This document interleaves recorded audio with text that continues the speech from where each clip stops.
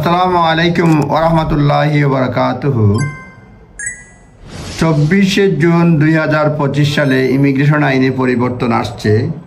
তার মধ্যে রয়েছে যে ইউ সেটেলমেন্ট স্কিমে একটা পরিবর্তন আসছে, যেটা 16 জুলাই 2025 সাল থেকে কার্যকর হবে। 16 জুলাই 2025 সাল থেকে কার্যকর হবে।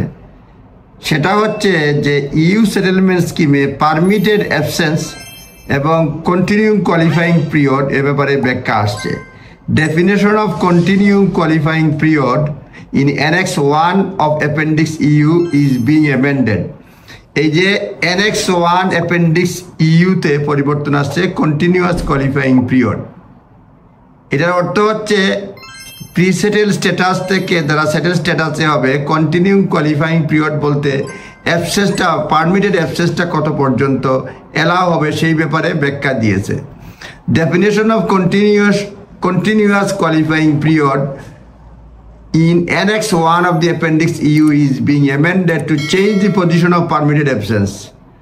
Position of permitted absence এটা প্রমাণের জন্য নতুন যে চেঞ্জ আসছে সেটা হচ্ছে যে কোনো 12 মাস 5 বছর সময়ের মধ্যে প্রিসেটেল স্ট্যাটাস থাকা অবস্থায় যে কোনো 12 মাসে 6 মাসের বেশি অ্যাবসেন্স থাকা যাবে না।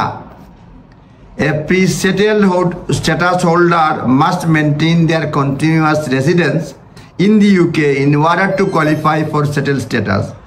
Pre-settled status যারা রয়েছে তারা কন্টিনিউয়াস রেসিডেন্স মেনটেন করতে হবে সেটেল স্ট্যাটাস পাওয়ার জন্য। Currently, continuous residence generally means that they have not absent from UK more than 6 months.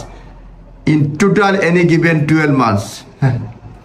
There are some exceptions, কিছু exceptions আছে যে আপ টু 12 মাস ফর ইম্পর্টেন্ট রিজনে অ্যাবসেন্ট থাকা যায়। আর না হলে যেটা বলছে যে নতুন আইনে বলা হচ্ছে to simply assessment of continuous residence, this changes enable presettle status holder to be granted settle status where they have been resident in the UK at least 30 months.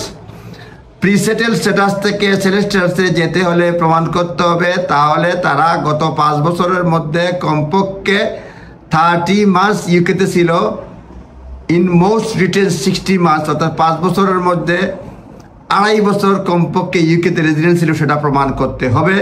This can be any 30 মাস within 60 মাস period.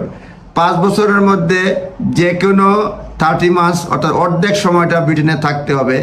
এইটা হচ্ছে maximum অর্ধেক সময়, এর বেশি থাকলে আপনি সেটেল স্ট্যাটাস পাবেন না। নিজ দায়িত্বে দেখে নেবেন যে ইউ সেটেলমেন্ট ইউ স্ট্যাটাসে মানে ইউ অ্যাপেন্ডিক্স ইউতে প্রিসেটেল থেকে সেটেল হতে হলে অ্যাবসেন্ট প্রতি 12 মাসে 6 মাসের বেশি হতে চলবে না। টোটাল 60 মান্থসের মধ্যে 30 মান্থসের বেশি বাইরে থাকা যাবে না। আপনারা নিজ দায়িত্বে দেখে নেবেন। ধন্যবাদ। আসসালামু আলাইকুম।